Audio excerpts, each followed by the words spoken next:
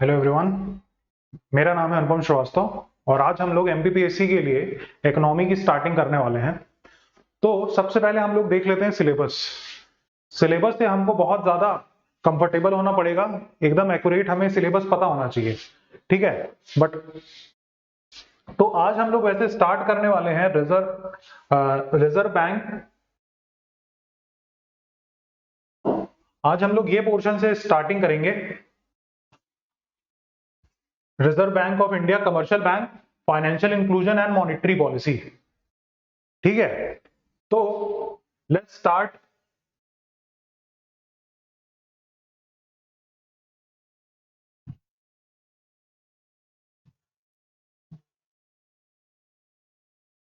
ठीक है, तो आज का जो हमारा टॉपिक होने वाला है that is monetary policy.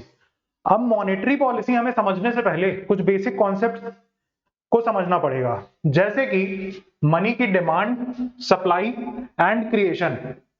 Money की डिमांड, सप्लाई एंड क्रिएशन।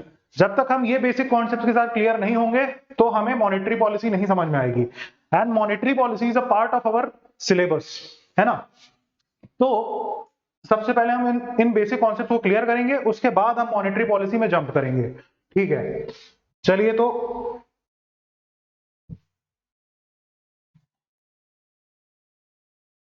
सबसे पहली बात आती है, what is demand of the money. Demand of the money का मतलब होता है हमें पैसे की जरूरत क्यों है ना। हम लोग हर चीज, हर हर कोई व्यक्ति पैसे के लिए काम कर रहा है। हर हर किसी को पैसे चाहिए, हर कोई पढ़ाई कर रहा है तो वो पैसे के लिए कर रहा है, बट है ना।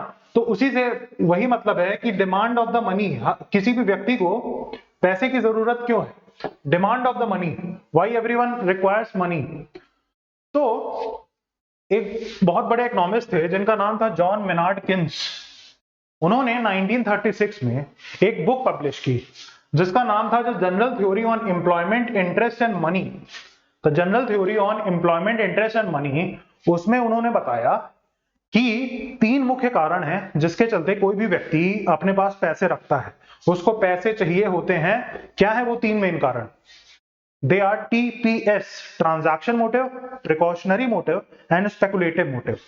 Transaction, precautionary and speculative motive, ठीक है। नाउ एक एक करके हम समझते हैं कि इन तीनों से हम क्या समझते हैं। ट्रांजैक्शन, प्रिकॉशनरी और स्पेकुलेटिव, उन्होंने ये क्या बताया, है ना।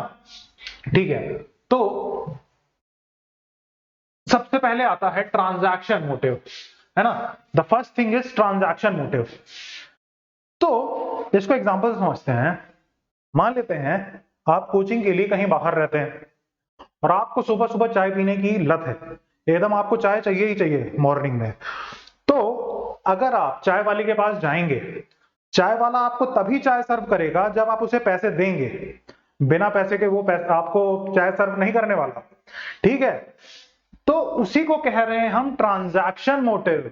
अगर आपको कोई चीज चाहिए, कोई ट्रांजैक्शन करनी है, उसके लिए आपको मनी की रिक्वायरमेंट होती है ना। कोई भी ट्रांजैक्शन चाहिए, चाहे आपको आपको दूध लेना हो, आपको सब्जी लेनी हो, आपको, एक मिनट,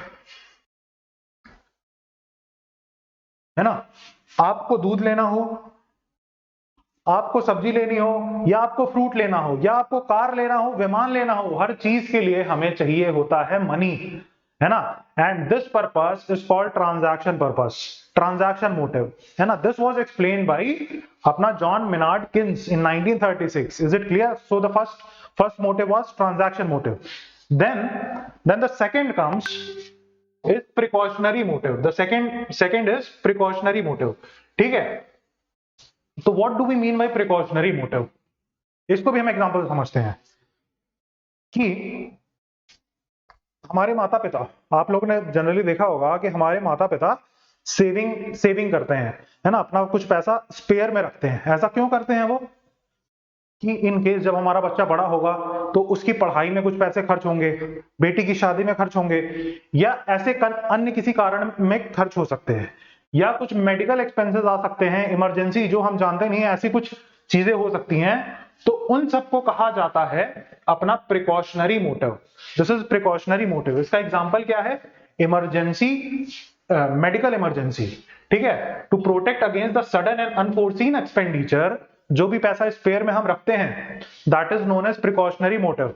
तो हम लोग क्या डिस्कस कर रहे हैं, हम लोग को मनी की जरूरत क्यों पड़ती है, why do we need money. हम लोगों ने सबसे पहले देख लिया transaction motive, then the second we are talking about precautionary motive, है ना, कुछ प्रिकॉशन एहतियाती तौर पे हम लोग पैसे रखते हैं अपने पास, ठीक है।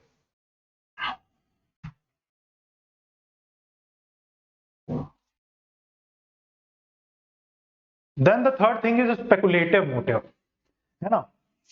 अब देखिए हमारे पास कुछ पैसा है, हमेशा हम लोग ये सोचते हैं कि ये कैसे पैसा हमारा पैसा बढ़ सकता है।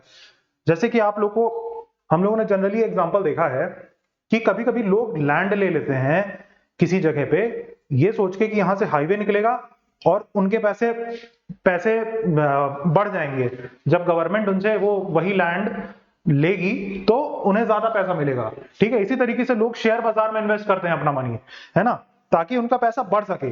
तो that kind of purpose is called speculative motive, speculative purpose या स्पेकुलेटिव मोटिव, है ना। जैसे waiting for the gold and the land prices to fall, है ना। हम लोग ये सोच रहे होते हैं कि हम लोग कभी कभी अपना पास पैसे रखे होते हैं कि अभी गोल्ड का रेट बहुत ज्यादा है, कुछ समय में क्या होगा, इकोनॉमी फॉल करेगी तो गोल्ड के प्राइसेस फॉल करेंगे, और जैसे ही गोल्ड के प्राइसेस फॉल करेंगे हम गोल्ड में इन्वेस्ट कर देंगे, गोल्ड खरीद लेंगे, कम पैसे में हमें गोल्ड मिल जाएगा।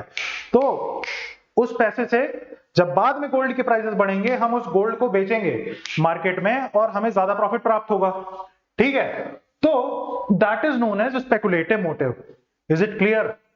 So we are talking about why do we need money? That is known as demand of the money, and according to John Maynard Keynes, there are three main motives because of which we need the money. That is the transaction motive, precautionary motive, and the third is speculative motive. Now, ठीक है, इतना हमें clear हो गया। अब हम चलते हैं मनी सप्लाई, ठीक है, मतलब कि आपके पास ये पैसा आ कैसे रहा है, ठीक है। फॉर एग्जाम्पल चलिए, आपको कोचिंग में एडमिशन लेना है ना, आपको कोचिंग में एडमिशन लेना है, उसकी फीस है, कुछ एक पर्टिकुलर फीस है, मान लेते हैं 20,000। आपको वो चुकानी है। आप कैसे चुकाएंगे? आपके पास दो मेन तरीके होते हैं। एक तो आपके वॉलेट में कैश रखा होता है, कैश, है ना, आप कैश के फॉर्म में वो दे सकते हैं, या क्या कर सकते हैं आप, जो आपके बैंक में मनी पड़ा हुआ है उसको किसी तरीके से उस व्यक्ति के डायरेक्टली बैंक अकाउंट में ट्रांसफर कर सकते हैं।